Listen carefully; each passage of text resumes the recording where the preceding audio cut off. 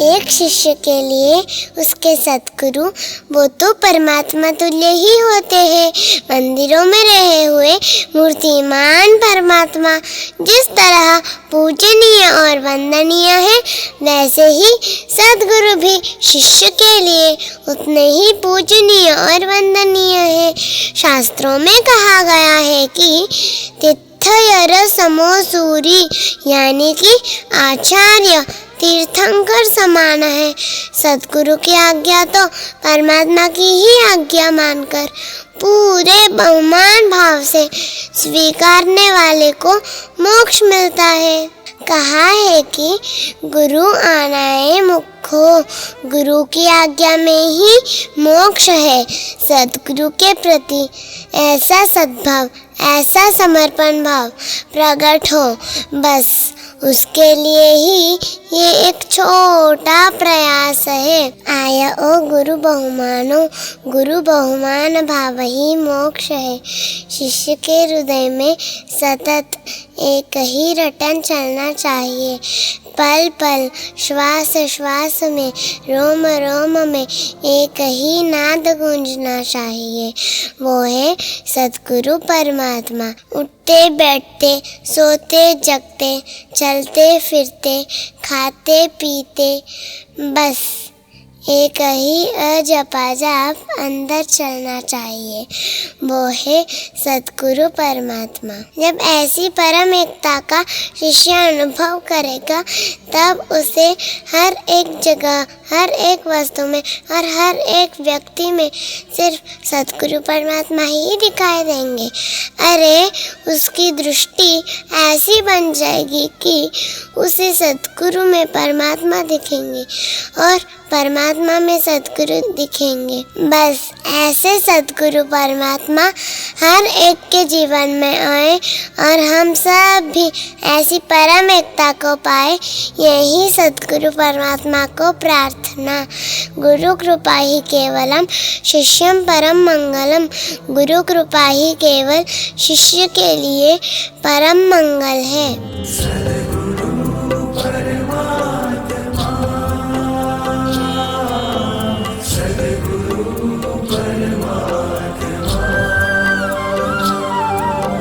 अनादि संसार के भ्रमण में से हमें अगर कोई छुड़ा सकता है तो वो सिर्फ एक ही है, सद्गुरु परमात्मा।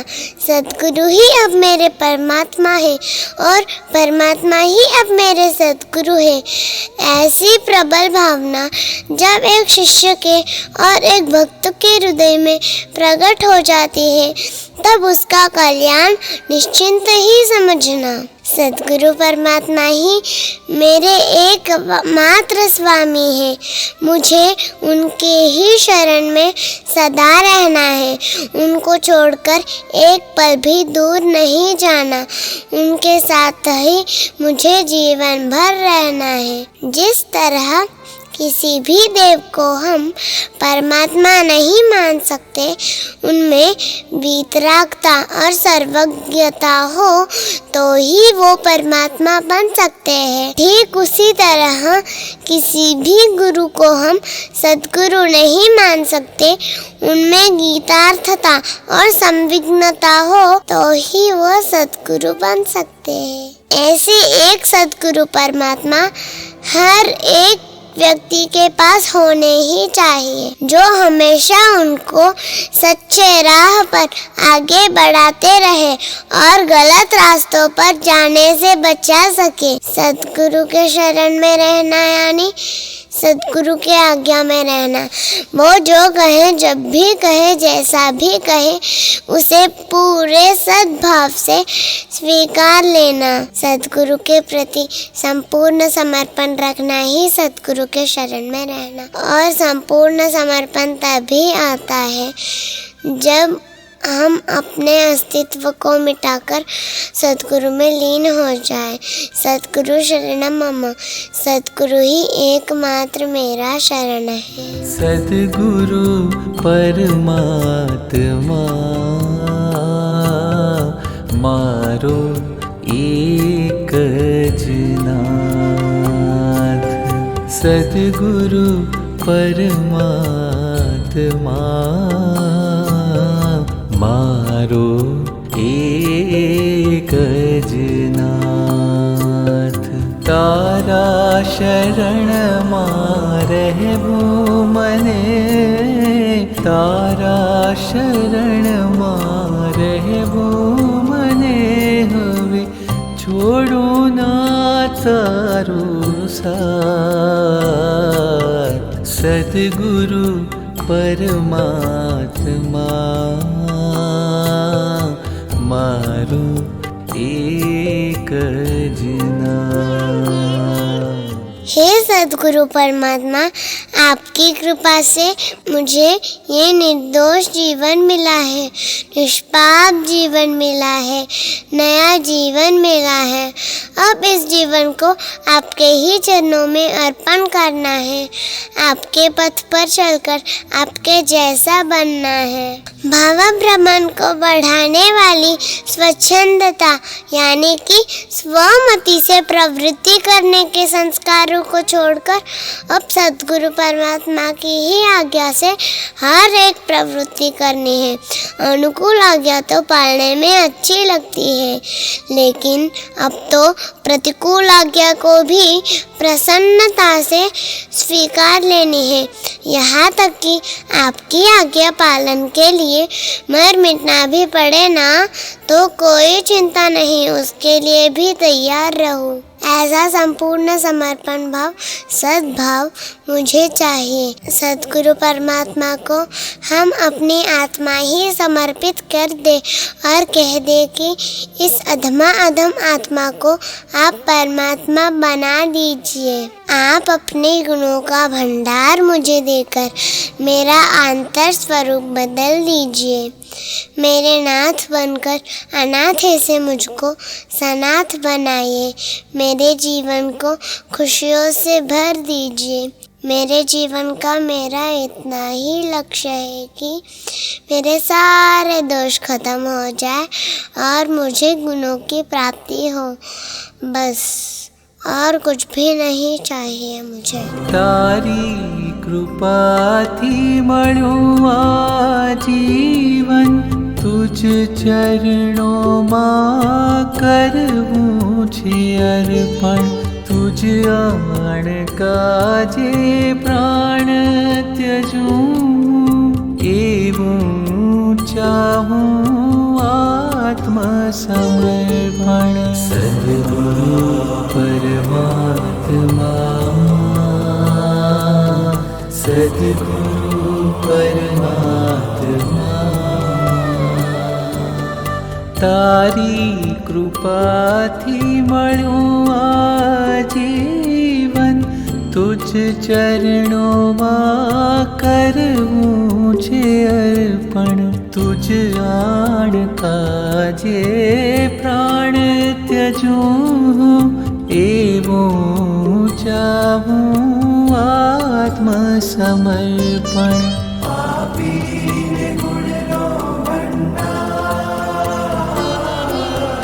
बदली दो दिन नो देदार,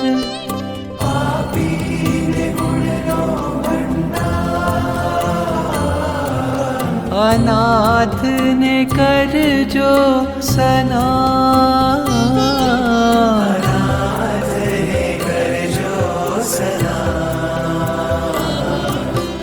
तारा शरण रहबो मने, तारा शरण रहबो मने, हवे छोड़ो ना तारो साथ। सद्गुरु परमात्मा मारो एक ज नाथ। हे सद्गुरु परमात्मा, भले ही कितनी भी आफतें आए, चाहे कैसी भी परिस्थितियों का सामना करना पड़े, फिर भी मैं आपके मार्ग को कभी भी नहीं छोड़ूंगा। आपने बताए हुए पथ पर ही हमेशा चलता रहूँगा। चाहे कितने भी कष्ट झेलने पड़े तो भी बिल्कुल भी डरे बिना या हारे बिना मैं मोह राजा के सामने लड़ता रहूँगा। शरीर पर आने वाले दुखों को अगर समभाव से सहन कर लिया तो वो अनंत कर्मों का क्षय करवा सकता है। इसीलिए तो श्री दशवैकालिक आगम ग्रंथ में भी कहा है कि देह दुखम महाफलम, देह दुख महाफल वाला है। मेरी बस आपसे इतनी ही विनती है, जब मेरे इस जीवन की आखिरी सांस निकल रही हो तब मेरे पास सद्गुरु परमात्मा ही हो और मेरे सद्गुरु परमात्मा हो ही मेरे सिर पर आपका हाथ हो, मेरी आँखों में पश्चाताप के आंसू हो और साथ में खुशियों के आंसू हो। आपको ही देखते देखते, आपका ही नाम रटते रटते ये प्राण निकल जाए। सद्गुरु परमात्मा के सानिध्य में मौत मिले वो तो महोत्सव से कम नहीं। आवे मुसीबत हजारों तो पण तुझ मार्ग ने कदी ना त्यजूं।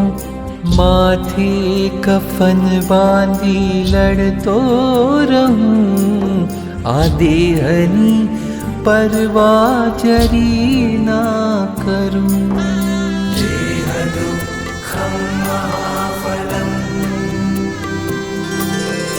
आवी मुसीबत हजारों तो पण तुझ मार्ग ने कदी ना त्यजूं। माथे कफन बांधी लड़तो रहूं, आदेहनी परवाह जरी ना करूं। छूटे जारे छेल्लो श्वास, तू ही जो आस पास। छूटे जारे छेल्लो श्वास, तू ही जो आस पास।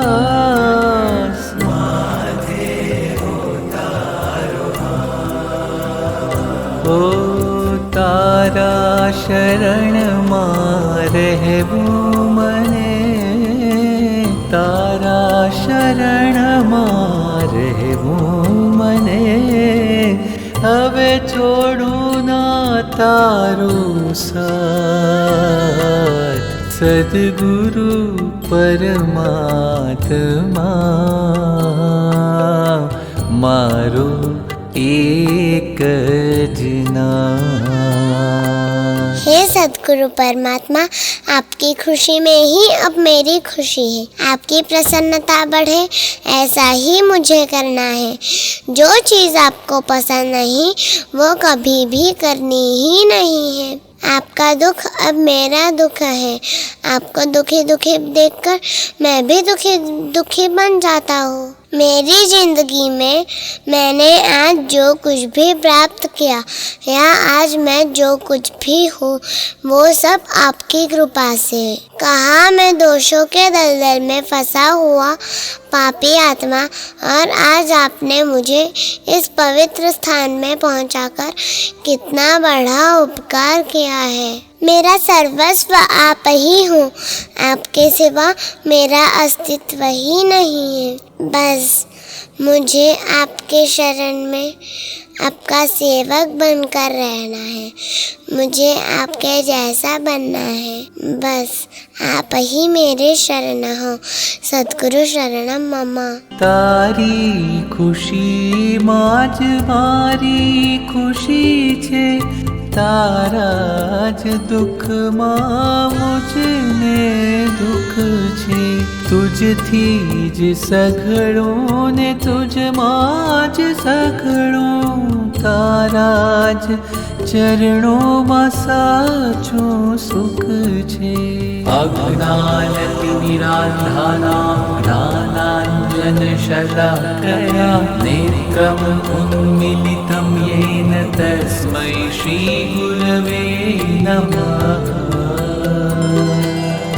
તારી ખુશીમાં જ મારી ખુશી છે, તારા દુઃખમાં જ મુજને દુઃખ છે. તુજથી જ સઘળું ને તુજમાં જ સઘળું, તારા જ ચરણોમાં સાચું સુખ છે.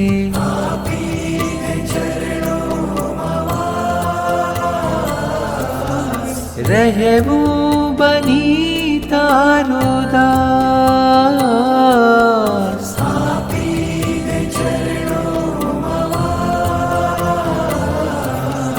રહેવું બની તારો દાસ. તુમ સમથાઉ જગના,